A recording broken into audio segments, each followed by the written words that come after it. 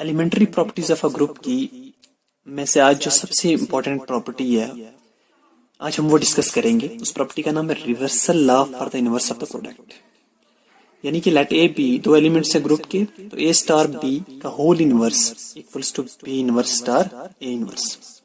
यहाँ प्रोडक्ट का मतलब मल्टीप्लाई नहीं है, प्रोडक्ट का मतलब है कि उन दोनों एलिमेंट्स को इकट्ठे रखा हुआ, ऑपरेशन लगाया। अब ऑपरेशन प्लस का हुआ तो ए प्लस बी का whole inverse is equal to B inverse plus a inverse, तो वहां प्रोडक्ट का मतलब प्लस हो जाएगा। तो प्रोडक्ट का मतलब यहाँ इकट्ठे से मुराद है। तो आप रिवर्सल लॉ क्यों कहते हैं कि क्योंकि जब ए स्टार बी का होल इनवर्स लिखा तो बी पहले आ गया और ए बाद में आ गया, ठीक है ना, इसलिए रिवर्स हो गया। पहले ए स्टार बी था, अब यहाँ बी स्टार ए हो गया, इसलिए इसको रिवर्सल लॉ कहते हैं, ठीक है। तो अब आप देखें, और एक बात याद रखना, हम ए स्टार बी का होल इनवर्स की जगह a inverse star B inverse नहीं लिख सकते। यहाँ बी इनवर्स पहले लिखना पड़ेगा, क्योंकि ग्रुप के अंदर ये कभी नहीं होता कि वो ग्रुप कम्यूटेटिव प्रॉपर्टी को भी फॉलो करे, यानी उस ग्रुप के अंदर कम्यूटेटिव प्रॉपर्टी भी होल्ड हो जाए।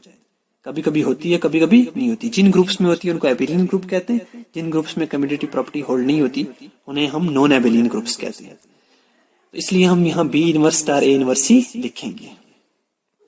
तो हम प्रूफ करते हैं इसे।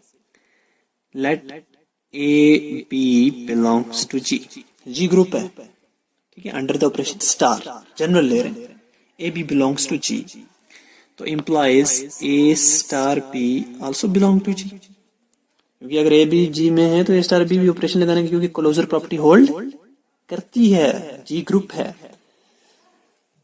आल्सो अगर ए बी जी में है तो ए का इनवर्स और बी का इनवर्स भी ग्रुप के अंदर एग्जिस्ट करेगा। इनवर्स विच इम्प्लाइज, अब ए इनवर्स भी जी में है और बी इनवर्स भी जी में, क्योंकि जी ग्रुप है। तो अगर मैं ये करूं बी इनवर्स स्टार ए इनवर्स, वो भी ग्रुप के अंदर मौजूद होगा, क्योंकि क्लोजर प्रॉपर्टी होल्ड, ये भी एलिमेंट ग्रुप का, ये भी एलिमेंट है ग्रुप का, इन दोनों पे अगर ऑपरेशन अप्लाई करेंगे जो तीसरा एलिमेंट निकल के आएगा वो एलिमेंट भी ग्रुप के अंदर ही होल्ड करेगा। अब मैं एक काम करता हूं, मैं इन दोनों एलिमेंट के नाम रख लेता हूं। मैं रख लेता हूं C equals to B inverse star A inverse. मैंने इसका नाम रख दिया C आसानी के लिए, और मैं रख लेता हूं नाम D ए स्टार बी का, ठीक है। मुझे प्रूफ करना था ना A star B inverse equal to B inverse star A inverse. Now we have to proof.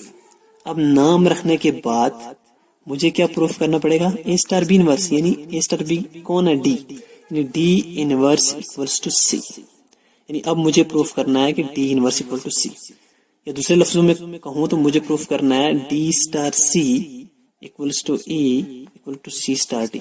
देखो मुझे प्रूफ करना है कि डी का इनवर्स सी है। तो डी का इनवर्स सी कब होता है, जब डी को सी से ऑपरेट करके आइडेंटिटी आए, लेफ्ट साइड से करें चाहे राइट से, यानी डी स्टार सी लिखें या सी स्टार डी लिखें, दोनों पर आइडेंटिटी आए तो डी इनवर्स सी हो जाएगा। यानी अब मुझे क्या प्रूफ करना है, सिंपल सी बात है, आप निकालें डी स्टार सी फिर निकालें सी स्टार डी। अगर दोनों आइडेंटिटी के बराबर आ गए तो हम कहेंगे D inverse equals to C. D inverse equal to C का मतलब A star B inverse equal to B inverse star A inverse, वो प्रूफ हो जाएगा ऑटोमेटिकली। तो अब हमें ये दो चीजें निकालनी है, सी स्टार डी और डी स्टार सी। अब सबसे पहले निकालते हैं हम डी स्टार सी। तो डी की जगह डी रहने देते हैं, पहले सी की वैल्यू डालो, एक अरेंजमेंट में चलोगे प्रॉब्लम नहीं आएगी। C की वैल्यू डालते हैं, तो C की वैल्यू क्या थी अभी देखते हैं हम। C की वैल्यू थी B inverse star A inverse, तो C की जगह लिखेंगे हम B inverse star A inverse, ठीक है, B inverse star A inverse, ठीक है। तो अब देखो ग्रुप के अंदर एसोसिएटिव प्रॉपर्टी होल्ड करती है, तो मैं लिख सकता हूं D star B inverse star ए इनवर्स, ठीक है, एसोसिएटिव प्रॉपर्टी, ठीक है। ये दो ब्रैकेट में थे तो मैं पहले दो को ब्रैकेट में लिख सकता हूँ, ठीक है ना। उसके बाद अब डी की वैल्यू डालते हैं, तो डी की वैल्यू क्या थी, डी की वैल्यू थी ए स्टार बी, तो डी की जगह हम लिखेंगे ए स्टार बी इस डी की जगह, ठीक है। फिर ये स्टार बी इनवर्स की जगह बी इनवर्स, और फिर ये स्टार ए इनवर्स। ठीक है, ये ब्रैकेट्स को आप ध्यान से देखो, क्योंकि डी बी इनवर्स से ऑपरेट हो रहा था, तो डी की जगह में लिखा ए स्टार बी, तो ये पूरी रकम बी इनवर्स से ऑपरेट होगी, इसलिए इसको ब्रैकेट में लिखा। ठीक है, तो अब देखें, अब यहां देखें आप, यहां एसोसिएटिव लॉ लगाएं, बी और बी इनवर्स को साथ में रखें, लग सकते हैं ना, ये तो ब्रैकेट में थे, तो बाय एसोसिएटिव प्रॉपर्टी, यहाँ एसोसिएटिव प्रॉपर्टीज लग रही हैं तीनों लाइनों में, और आपको समझ आ रही होगी, स्टार ए इनवर्स की जगह ए इनवर्स। ठीक है, आप देखें ए स्टार का बी और बी इनवर्स, जब भी किसी एलिमेंट को उसके इनवर्स से ऑपरेट करते हैं तो आंसर आइडेंटिटी आता है। ठीक है, और जब किसी एलिमेंट को आइडेंटिटी से ऑपरेट करते हैं तो वापस वही एलिमेंट आता है, और जब किसी एलिमेंट को उसके इनवर्स से ऑपरेट करते हैं तो हमें आइडेंटिटी मिलता है। तो डी स्टार सी निकाला तो हमारे पास आ गया आइडेंटिटी। अब हम निकालेंगे सी स्टार डी, अब हम निकालेंगे सी स्टार डी। सबसे पहले सी को ऐसे रखेंगे, सी को ऐसे रखेंगे, हम सबसे पहले डी की वैल्यू पुट करेंगे।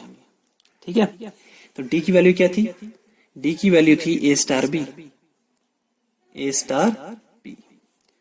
तो एसोसिएटिव प्रॉपर्टी लगाएंगे। देखो अब आपको समझ आ रही होगी, इसलिए मैं ज्यादा बोल नहीं रहा हूँ। एसोसिएटिव प्रॉपर्टी पता है कि वो दो ब्रैकेट में थे, तो हमने पहले दो को ब्रैकेट में रखा। ठीक है, अब सी की वैल्यू निकालेंगे, डालेंगे। सी की वैल्यू क्या है, B inverse star A inverse. C A के साथ ऑपरेट हो रहा था, तो सी की जगह ये पूरी रकम लिखी, तो ये पूरी रकम ए से ऑपरेट हो रही है। ठीक है, और स्टार बी का स्टार बी। ठीक है, अब देखो सेम वैसे ही बी इनवर्स को ऐसे रखा, ए इनवर्स स्टार ए, इन दो को ऑपरेट किया, एसोसिएटिव प्रॉपर्टी लगाए ना, ये दो ब्रैकेट में थे, हमने इन दोनों को ब्रैकेट में रखा।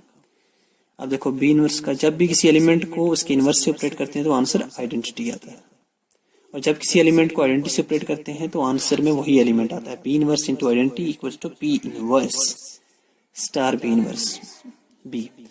अब किसी एलिमेंट को उसके इनवर्स के साथ ऑपरेट करेंगे तो आंसर आइडेंटिटी आएगा। तो अभी हमने निकाला डी स्टार सी, डी स्टार सी भी हमारे पास आइडेंटिटी के बराबर आया, और सी स्टार डी भी हमारे पास आइडेंटिटी के बराबर आएगा। इसका मतलब डी स्टार सी भी आइडेंटिटी के बराबर आया, और सी स्टार डी भी आइडेंटिटी के बराबर आया। तो क्या इससे क्या पता चला, इससे ये पता चला कि डी इनवर्स इक्वल्स टू सी। अगर किसी एलिमेंट को दूसरे एलिमेंट के साथ ऑपरेट करें तो आंसर आइडेंटिटी आ जाए, तो हम कहते हैं वो एलिमेंट इसका इनवर्स है, यानी डी सी का इनवर्स है, at the same time C D का भी इनवर्स है। यानी हम ऐसे भी लिख सकते हैं c inverse equals to d, लेकिन इसकी हमें जरूरत नहीं है, हमें इसी की जरूरत है। तो हम डी इनवर्स इक्वल टू सी, अब डालो वैल्यूज। डी की वैल्यू क्या है, डी है की वैल्यू है ए स्टार बी, ऊपर इनवर्स का इनवर्स, और सी की वैल्यू क्या है, बी इनवर्स स्टार ए इनवर्स। तो ये चीज तो हमें प्रूफ करनी थी, तो ये प्रूफ हो गया हमारे पास reversal law for inverses of product. ठीक है, तो एलिमेंट्री प्रॉपर्टीज की ये हमारी 5वीं प्रॉपर्टी थी। इसके बाद एक प्रॉपर्टी रह गई है, नेक्स्ट वीडियो में वो डिस्कस करेंगे।